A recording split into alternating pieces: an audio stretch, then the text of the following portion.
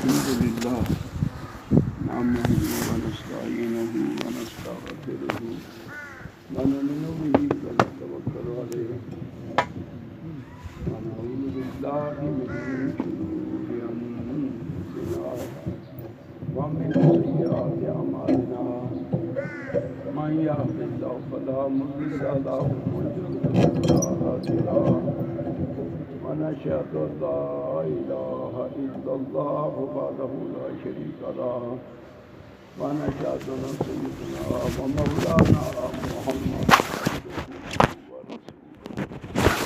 أرسله بالحق بشيرا ونذيرا وداعيا إلى الله بإذنه وسراجا منيرا أما بعد فأعوذ بالله من الشيطان الرجيم بسم الله الرحمن الرحيم إن الذين يستكبرون عن عبادتي سيدخلون جهنم داخرين صدق الله مولانا العظيم وصدق رسوله النبي الكريم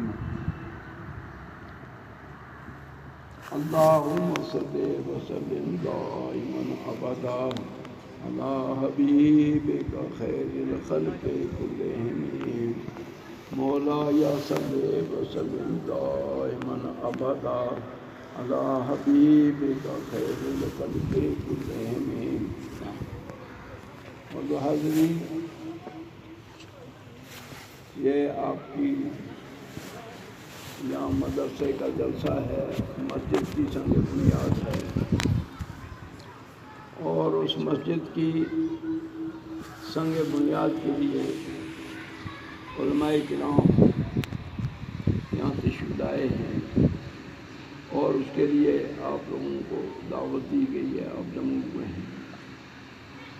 ہمارا آپ کا مقصد کیا ہے؟ کیوں دنیا میں آئے؟ اللہ نے کیوں ہمیں پیدا کیا؟ پیدا تو اللہ نے جنوں کو بھی کیا تھا، بہت زمانوں تک یہ زمین پر جن رہے، بہت زمانہ تک چاند سورج رہا، ہوا رہی، پانی رہا، لیکن جن بھی نہیں تھے، انسان بھی نہیں تھے. اللہ تعالیٰ کی تو کوئی انتہا ہے نہیں. اللہ کو یہ ہم نہیں کہہ سکتے کہ 100 سال، 1000 سال، 10,000 سال، لاکھ سال، کروڑ سال، 20 کروڑ سال، خرب سال، ارب سال، کئی خرب سال نہیں کہہ سکتے. اللہ کا کوئی تعین ہے نہیں. نہ ہم کہہ سکتے ہیں اللہ دائیں ہے، نہ کہہ سکتے ہیں بائیں ہے، نہ کہہ سکتے ہیں اوپر ہے، نہ کہہ سکتے ہیں نیچے ہے. اللہ کے لیے کوئی مقام نہیں ہے. یہ سب اللہ کا جو ہے پرتو ہے. اللہ تعالیٰ ازل سے ابد تک ہے، اس کی کوئی انتہا نہیں ہے، اور یہ اختتام کی بھی کوئی انتہا نہیں ہے. یہ چاند بھی نہیں رہے گا، یہ سورج بھی نہیں رہے گا، یہ زمین بھی رہے گی، آسمان، انسان ہے، وہ ہوا، پانی، سب ختم. یبقا وجہ ربک ذو الجلال والاکرام، باقی رہے گا تیرے رب کی ذات جو بڑے ہی جلال والا اور عزتوں والا ہے. یہ اللہ تعالیٰ ازلی ابدی ہے. انسان کو دنیا میں بھیجا کس کے لیے؟ ازلی ابدی عبادت کر کے اور ازلی ابدی مکان حاصل کرنے کے لیے. اپنے نام پر بینامہ کرنا ہے، اپنے نام کی سیٹ ریزرو کرنی ہے، اپنا ٹھکانہ بنانا ہے. وہ ٹھکانہ بنانا ہے جو کبھی چھینے گا نہیں. وہ مکان بنانا ہے، وہ باغ بنانے ہیں جن باغوں میں کبھی تغیر نہیں آئے گا، کبھی ہوا ان کو تباہ نہیں کر سکے گی، کبھی اولے نہیں پڑیں گے، کبھی خشکی نہیں پڑے گی، کبھی زیادہ بارش نہیں پڑی. وہ باغ بنانے انسان نے. حدیث میں آتا ہے کہ جنتیوں کو ایک درخت سائیدار ہوگا. ہر جنتی کا اپنا اپنا تو باغ بے شمار ہوں گے، لیکن صرف ایک درخت کہ جس کی سائے میں 500 سال آدمی چلتا رہے سواری پر اور ختم نہ ہوگا. اتنا بڑا درخت ہے کوئی تمہارے پاس یہاں؟ جو درخت تم لگاتے ہو دنیا ساری لگاتی ہے. امریکہ لگاتا ہے، جاپان لگاتا ہے، روس لگاتا ہے، ہندوستان لگاتا ہے، ذمہ دار لگاتے ہیں. کیا ایسا کوئی درخت ہے کہ جس کے سائے کے نیچے 500 سال چلتے رہیں اور پھر بھی اس کی مسافت ختم نہ؟ سواری پر 500 سال چلیں، تیز رفتار سواری پر. کتنی بڑی نعمت ہے خدا کی. پھر انسان کو اللہ تعالیٰ نے اس نعمت کے لیے پیدا کیا ہے. یہ دنیا میں انسان کا نظام چلانے کے لیے بیوی دی ہے، ورنہ اصلی بیوی تو وہاں ملیں گی. یہ جو بیویاں یہ تو دنیا کا ایک نظام ہے. ہاں ایک بات، اگر کسی نے ایسی محنت کرتی کہ اس کو بڑھا دیا، اس بیوی کو بنا دیا، اس کی تربیت کر دی، اس کو درس دے دیا، اس کو لیسن دے دیا،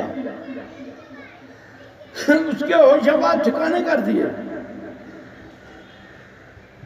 پھر تو یہ بیوی بھی جنت میں جائے گی.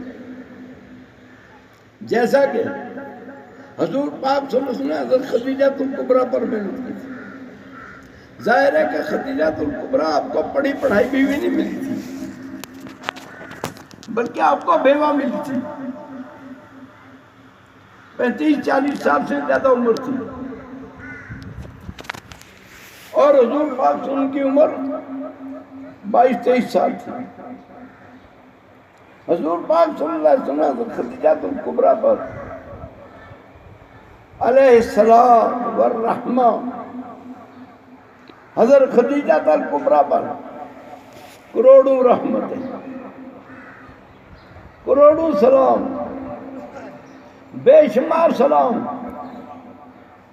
مکہ میں پیدا ہوئی، مکہ میں دفن ہوئی، مکہ میں پیدا ہوئی، حرم میں پیدا ہوئی، حرم میں زندگی گزاری، اور حرم میں انتقال ہوا. اور ان کے قبرستان کا نام کیا ہے؟ جنت المعلیٰ.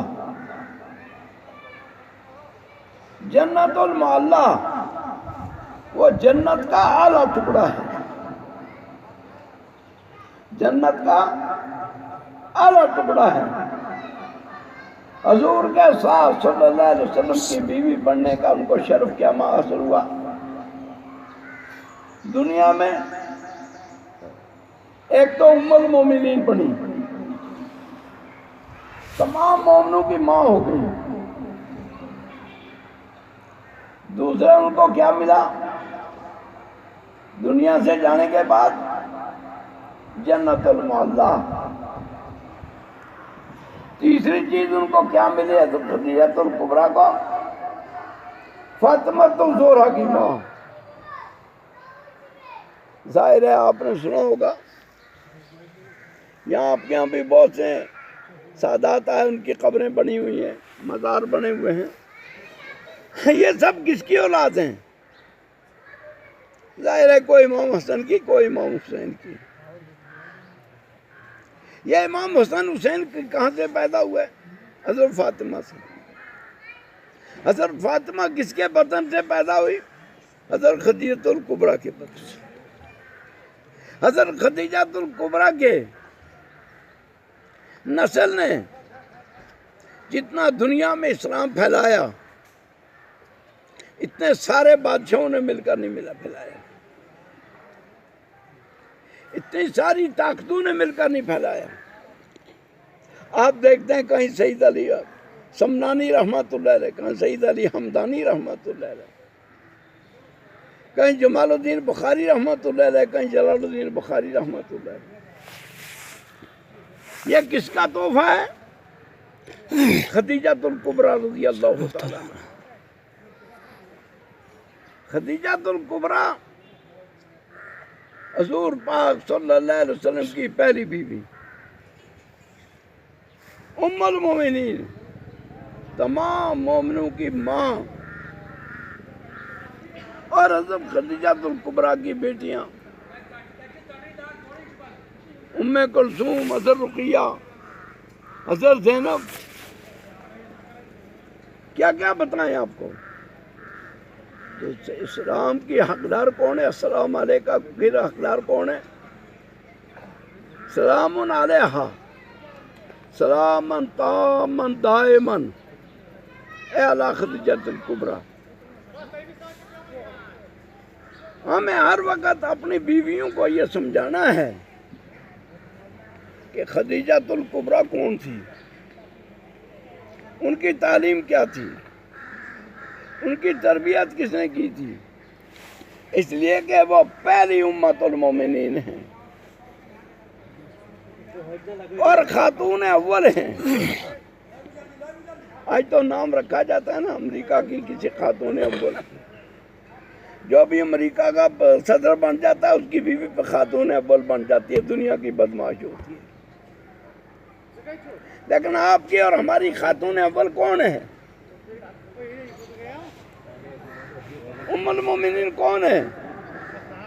بولا نا، کون ہے؟ زور سے بولا۔ پچھلے والے آگے بیٹھو گا، اس سائے میں نہیں بیٹھو گے، وہاں جنت میں کیا کرو گے تم؟ آگے بیٹھو گے، تمیز اختیار کرو، ادھر میں آ کر بیٹھو گے، جگہ خالی ہو، آپ پچھلے والے وہ درخت کے نیچے جو سب اٹھ جاؤ گا۔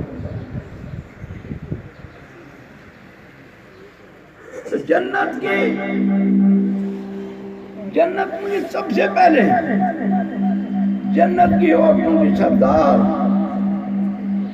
حضرت خدیجۃ الکبریٰ،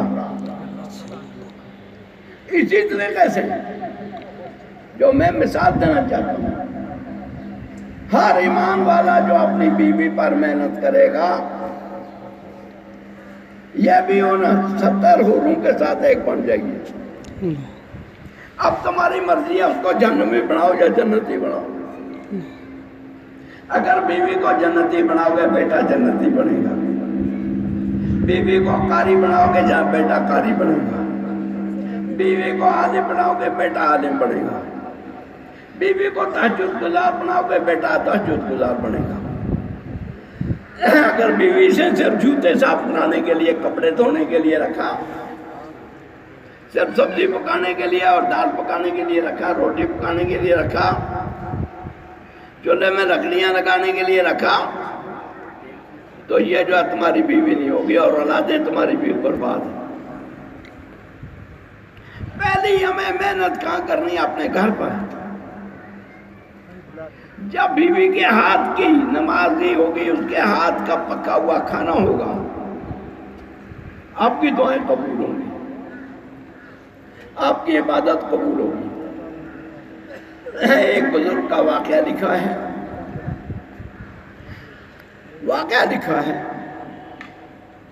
حضرت نور مصری رحمت اللہ علیہ کا واقعہ لکھا ہے کہ وہ مجذوب آدمی تھے اور فقیر کبھی ایسی باتیں کہہ جاتے ہیں جو بظاہر شرع کے خلاف ہوتی ہے۔ ان کا قاضی نے حکم دیا، جیل میں ڈال دیا۔ اب جیل میں وہ بھوکے تھے، یہی دن کا واقعہ تھا۔ ایک عورت کو معلوم ہوا کہ ذوالنون مصری رحمت اللہ علیہ بہت بڑے اولیاء، سرتاج اولیاء، وہ جیل میں فاقے سے پڑے ہیں۔ انہوں نے بڑی محنت اپنا حلال کا کھانا پکا کر، صاف ستھرا وضو کر کے کھانا پکا کر ان کے لیے بھیجا، اور بھیجا کس کے ذریعے؟ جیلر کے ذریعے۔ جو جیل کا دروگا تھا اس کے لیے کھانا بھیجا، اس نے لے جا کر ذنون مصری کو وہ کھانا دیا۔ ذنون مصری نے وہ کھانا دیکھا۔ آپ لوگ ڈاکٹر سے ٹیسٹ کرواتے ہیں نا اور مشینیں لگواتے ہیں، وہ لوگ یوں ہی دیکھنے سے ٹیسٹ کر دیتے ہیں۔ کھانا دیکھا، انہوں نے کہا کھانا تو بڑا نیک آدمی کا پکا ہوا ہے، بڑے پارسا آدمی کا، لیکن جس کے ذریعے آیا وہ بڑا ظالم ہے، اس لیے ظالم کے ہاتھ کا کھانا میں کھاؤں گا۔ صرف ظالم کا ہاتھ لگا ہے، جیل کے دروگا کا، تو کہا کہ یہ کھانا کھاؤں گا میرے اندر جو ہے ساری میل بیٹھ جائے گی، ایمان نکل جائے گا، کھانا واپس کر دیا۔ تو اگر پاکیزہ بیوی کھانا پکائے گی اور آپ دعا مانگیں گے تو آپ کی دعا قبول ہوگی، بچے پیدا ہوں گے، آپ کے نیک بچے پیدا ہوں گے، صالح بچے پیدا ہوں گے، ساری اولاد پیدا ہوگی۔ تو اپنی مرضی ہے انسان کی کیسا سودا کرے۔ میں صبح دیکھ رہا تھا کہ 2-4 آدمی 10 آدمی یہاں بیٹھے تھے، 10 آدمی وہاں بیٹھے تھے، 5-10 ادھر 5-10 ادھر۔ امام غزالی نے لکھا ہے اگر کہیں دینی جمع ہو یا دینی مجلس ہو، اس مجلس میں جو یہ نہ بیٹھے اس کا مطلب ہے ان کو دین کی ضرورت نہیں ہے، اور جب دین کی ضرورت نہیں ہے وہ اپنے آپ کو وہی سے مستغنی رکھتے ہیں، علم دین سے مستغنی رکھتے ہیں، اور اس سے مستغنی کوئی ہو ہی نہیں سکتا۔ فرمایا وہ عذاب الہی میں مبتلا ہو جائیں گے، وہ عذاب الہی میں مبتلا ہو جائیں گے۔ دین کی جب بات ہوتی ہو توجہ سے سننا ہے، اور ادھر ادھر دائیں بائیں نہیں جانا ہے، ڈٹ کر مجلس جمع کر بیٹھنا ہے۔ یہ آسان کام نہیں ہے، دین بہت مشکل چیز ہے، اس کے آداب بہت زیادہ ہیں، اس کی تربیت بہت زیادہ ہے، اس کی ترکیب بہت زیادہ ہے، اس کا نظام، اس کی تہذیب بہت بڑی ہے۔ لیکن چونکہ آج ہم ایسے معاشرے میں پھل پھول رہے ہیں کہ جہاں ہمیں اپنی دین کی ضرورت محسوس نہیں ہوتی ہے، جہاں ہم تربیت سے مستثنا اپنے آپ کو سمجھتے ہیں، مستغنی سمجھتے ہیں۔ تو میرے بھائیوں اور دوستوں، میں آپ کو بات یہ بتا رہا تھا کہ ہمیں جنت کی تیاری کرنے کے لیے، اس زندگی کے لیے جس کے لیے اللہ نے پیدا کیا ہے، ہمیں اسی زندگی میں تیاری کرنی ہے، یہیں رہ کر جنت کی کوٹھی بنانی ہے، یہیں رہ کر جنت کا باغ بنانا ہے، یہیں رہ کر جنت میں نہر چلانی ہے۔ جیسا یہاں تم تیاری کرو گے ایسی جنت تم ملے گی۔ وہ جنت کس لیے کیسے ملے گی تمہیں؟ وَمَا خَلَقْتُ الْجِنَّ وَالْإِنسَ إِلَّا لِيَعْبُدُونِ، ہم نے انسانوں اور جنوں کو خاص عبادت کے لیے پیدا کیا، عام نہیں، خاص عبادت۔ یوں تو یہ درد بے عبادت کر رہا ہے، یہ گھاس جو پیچھے آپ کے سبزہ یہ بے عبادت کر رہے ہیں، یہ جو اوپر جانور بول رہے ہیں یہ بے عبادت کر رہے ہیں، یہ کیڑے مکوڑے بے عبادت کر رہے ہیں، یہ چڑیاں جو یہ بے عبادت کرتی ہیں۔ کوئی چیز ایسی نہیں ہے جو اللہ کی عبادت نہ کرتی ہے۔ اسی لیے نبی پاک نے فرمایا کہ بغیر ضرورت کے ہر درخت کو کاٹنا جو ہے یہ ظلم کرنا، اس لیے کہ وہ درخت جو اللہ کی تسبیح پڑھ رہے ہیں۔ جس قبرستان میں ہرا درخت ہوگا میں میت کو آسانی ہوتی ہے کہ وہ تسبیح پڑھتا ہے، اور میت اس کی تسبیح سنتا رہتا ہے، اس کو اس کا فائدہ پہنچتا ہے۔ تو ہم دنیا میں خاص عبادت کرنے کا مخصوص عبادت ہے، جنوں اور انسانوں کو اب مخصوص عبادت ہے۔ وہ عبادت اپنے زمانے میں آدم علیہ السلام نے سکھائی تھی، اپنے زمانے میں نوح علیہ السلام نے سکھائی تھی، اپنے زمانے میں شیس علیہ السلام نے سکھائی تھی، اپنے زمانے میں ادریس علیہ السلام نے سکھائی تھی، اپنے زمانے میں حضرت ابراہیم علیہ السلام نے سکھائی تھی، حضرت موسیٰ علیہ السلام، حضرت عیسیٰ علیہ السلام، جتنے نبی تھے۔ لیکن جب وہ نبیوں کا دور ختم ہو گیا، ان کی عبادت کے طریقے ختم ہو گئے۔ اب ایک ہی طریقہ دنیا میں عبادت کر رہے ہیں، وہ طریقہ کس کا؟ محمد رسول اللہ صلی اللہ علیہ وسلم۔ اب عبادت کا طریقہ اپنے پاس سے کوئی نہیں بنا سکتا۔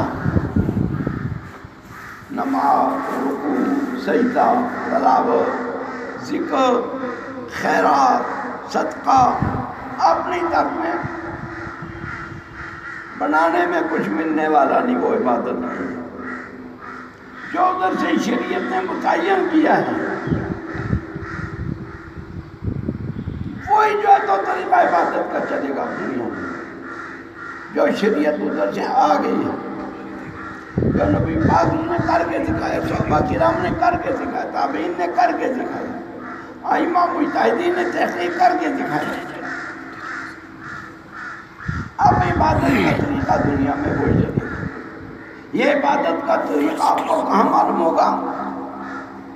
یہ عبادت کا طریقہ آپ کو کہاں سے ملے گا؟ کہاں سیکھنا ہے جی؟ مدرسوں میں۔ یہ کہاں سیکھنا ہے؟ مسجدوں میں۔ اس لیے کہ ہمارا مرکز جو ہے مسجد اور مدرسے ہیں۔ اللہ تعالیٰ کیا فرماتا ہے؟ اِنَّا أَوَّلَ بَيْتٍ وُضِعَ لِلنَّاسِ لَلَّذِي بِبَكَّةَ مُبَارَكًا وَهُدًى لِّلْعَالَمِينَ۔ پہلا وہ گھر جو انسانوں کے لیے بنایا گیا ہے دنیا میں، جس کو مکہ، بکہ، قبلہ، کعبہ کہا جاتا ہے، اسی گھر کے ارد گرد جو عبادت ہوتی ہے، اور پھر اسی گھر میں جا کر جو حج ہوتا ہے، پھر اسی گھر کا جو ہے 1,24,000 انبیاء نے اسی گھر کا جو ہے تو عبادت کی۔ کوئی عبادت قابل قبول ہے، اسی گھر کی طرح منہ کر کے نماز پڑھنا، اسی گھر کی علامت کے طور پر اپنے اپنے علاقوں میں مسجدیں بنانی، اسی گھر کی طرح ان مسجدوں کا رخ رکھنا، یہ جو ہے عبادت کا مخصوص طریقہ ہے۔ ادھر ہی نماز اگر 1 کروڑ نماز کوئی پڑھتا ہے، 1,00,000 نماز کوئی پڑھتا ہے، لیکن وہ قبلہ چھوڑ کر ادھر پڑھتا رہے گا یا ادھر پڑھتا رہے گا، تو اس کی ساری عبادت ہی نہیں گئی، بلکہ بہت سا ابد الآباد کے لیے جہنم میں جائے گا۔ کیوں؟ اس نے جو عبادت کا طریقہ متعین کیا تھا، جو قبلہ متعین کیا تھا، کعبہ متعین کیا تھا، اس کو اس نے چھوڑ دیا۔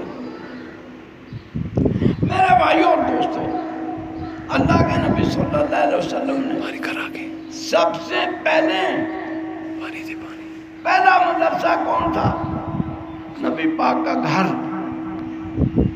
اور پہلی طالبہ کون تھی؟ حضرت خدیجہ الکبریٰ۔ اور پہلا طالب علم کون تھا؟ ابو بکر صدیق۔ اور بچوں میں پہلا طالب کون تھا؟ حضرت علی المرتضیٰ۔ حضور صلی اللہ علیہ وسلم کا گھر جو ہے یہ پہلا مدرسہ تھا۔ اور اس مدرسے کے حضور پاک صلی اللہ علیہ وسلم کا آغاز کہاں سے ہوا؟ بسم اللہ کہاں سے ہوئی؟ حضور کا اس مدرسے کا آغاز کہاں سے ہوا؟ غار حرا سے۔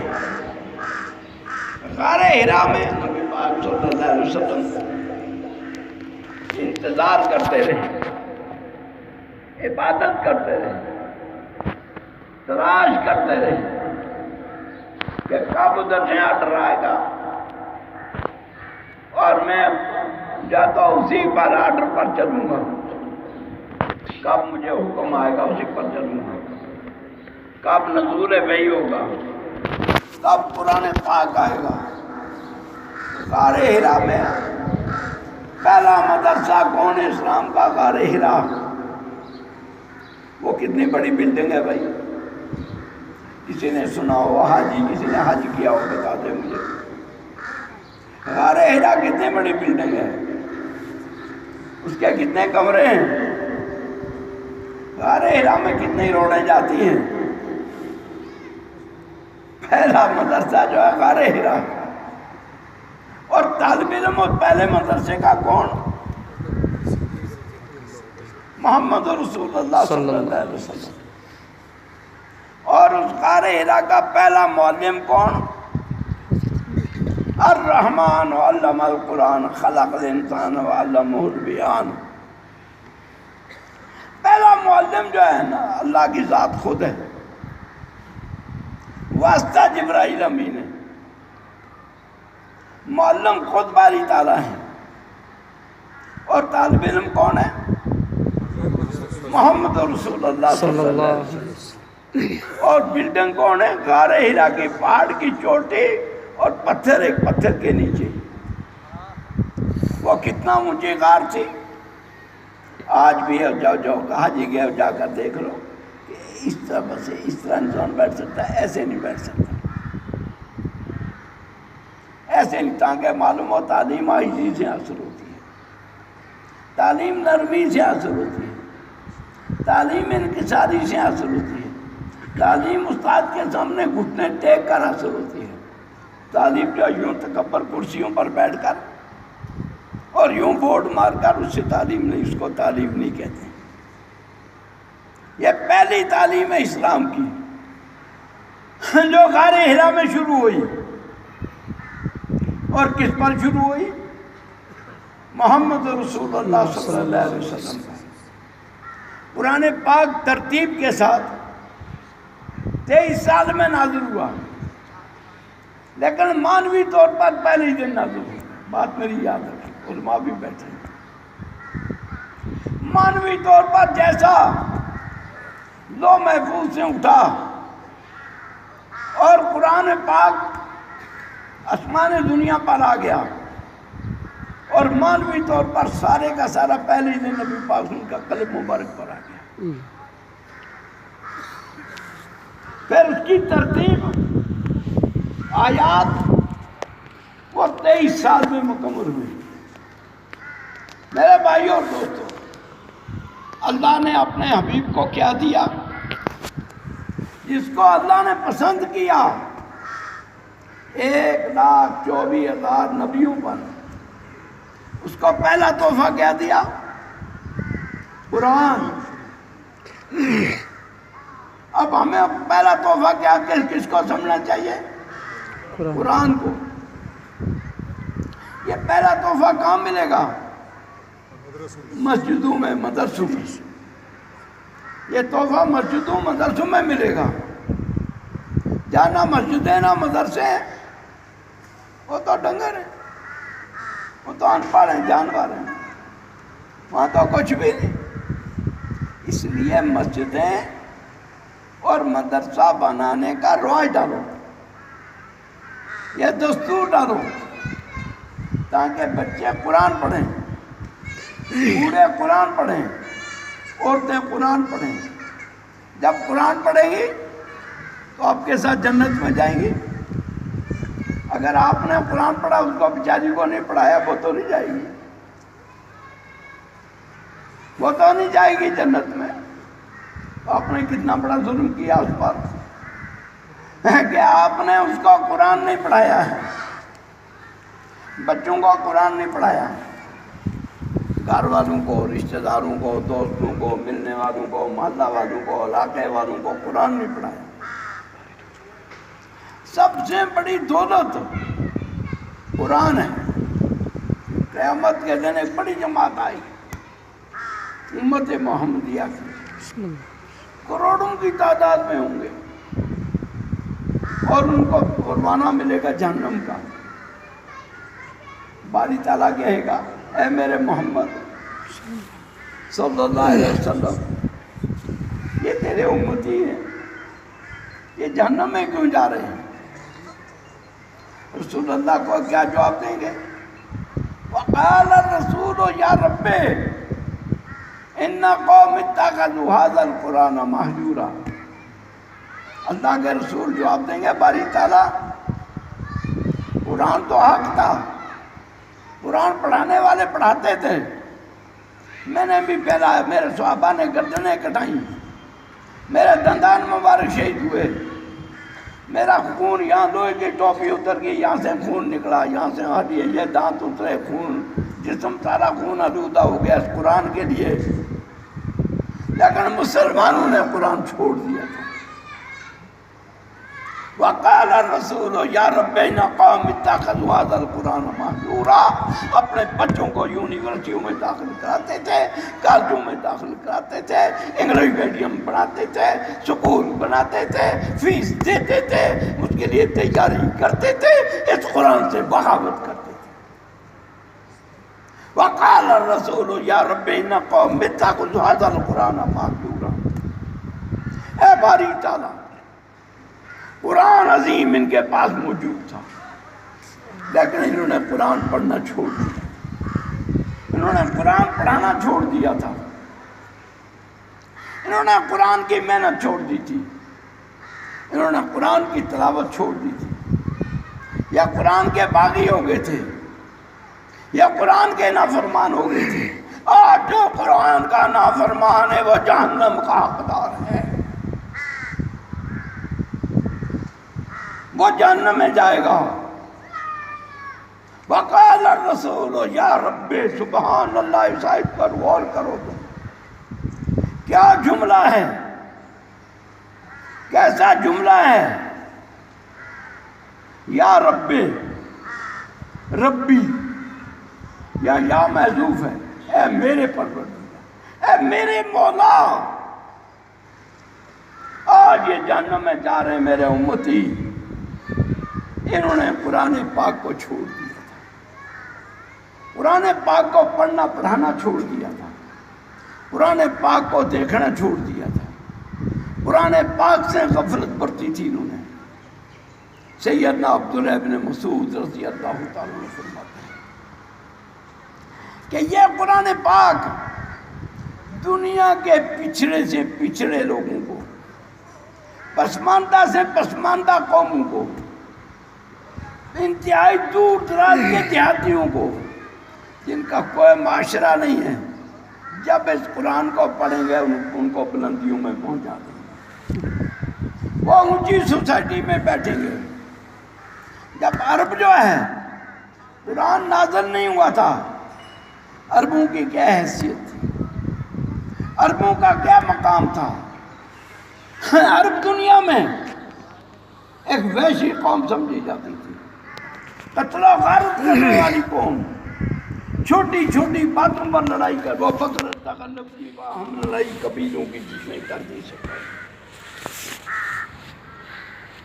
بات کس بات پر لڑائی تھی کہ ایک قبیلے کے بکریاں کا کر پہلے پانی پی لیا، دوسرے قبیلے والے کا تمہاری بکریوں نے پہلے کیوں پانی پیا گھاٹ سے؟ ان کا تم کون ہو روکنے والے، تم کون ہو روکنے والے، میں تم ہو گئی، لڑائی چل گئی، 100 سال جنگ چلی، 100 سال ان کے جتنے ملنے والے قبیلے تھے، قبیلوں کے قبیلے صفائی ہو گئے، خاندانوں کے خاندان، قوموں کے قومیں سطح جو ہے تو ستیہ ناش ہو گیا۔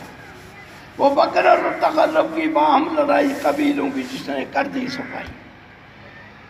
میرے بھائیو اور دوستو، وہ عرب،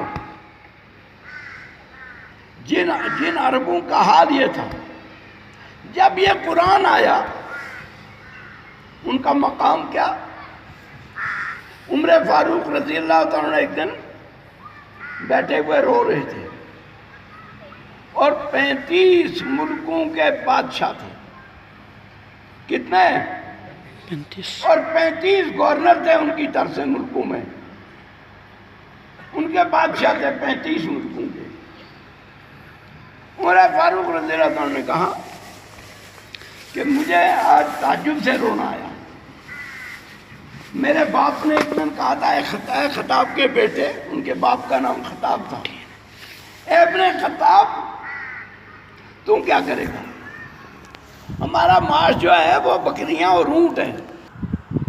ایک نبی کی اللہ نے تعریف کی ہے.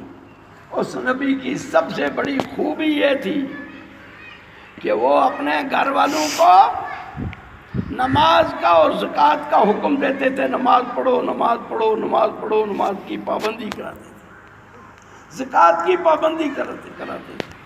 اور پھر اللہ نے دوسری جگہ ذکر کیا، وَخَلَفُوا مِن بَعْدِهِمْ خَلْفٌ أَضَاعُوا الصَّلَاةَ وَاتَّبَعُوا الشَّهَوَاتِ.